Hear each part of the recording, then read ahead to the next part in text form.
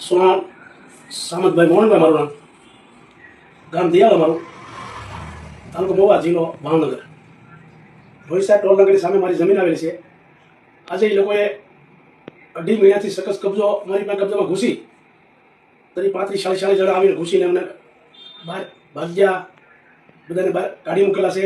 બાજુમાં બી બધા પીડ્યા. 3 મહિનાથી લેટો કાપી નાખી અમારી, અંધારે રહી છીએ.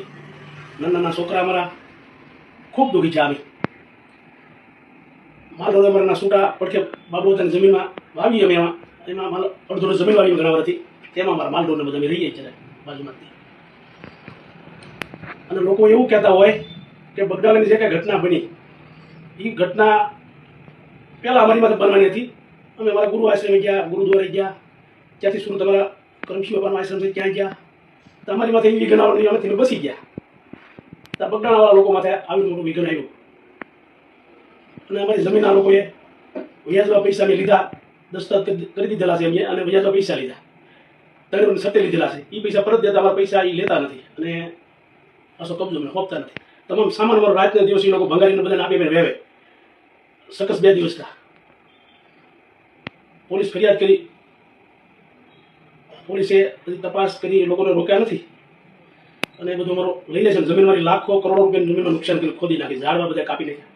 માલરોડના વાડા હતા એ પણ બધા તોડી નાખ્યા, વીકી નાખ્યા, અને એમાં પણ બધું માટીનું પુરાણ કરી નાખ્યું.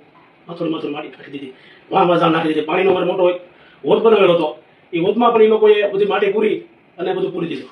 માલરોડ અમારા છોડીને કાઢી મૂક્યા. જમીનની બહાર હતું એ પણ કાઢી મૂક્યું. બધું ખેતર બધા નુકસાન કરી નાખ્યું, બધું રળ વિખેર કરી નાખ્યું. મને તો બધી પાડી દીધી, કપા પાડી દીધા. અમારો કપા 60 વીઘામાં હતો. 8 થી 9 ફૂટની એવડી સંકેત બિયારણ હતું, એટીએમ બિયારણ હતું. બહુ કપા સારા થાય અમારે, ડુંગળીવાળા કપા. એ પણ મોટું નુકસાન પહોંચાડ્યું આ લોકોએ.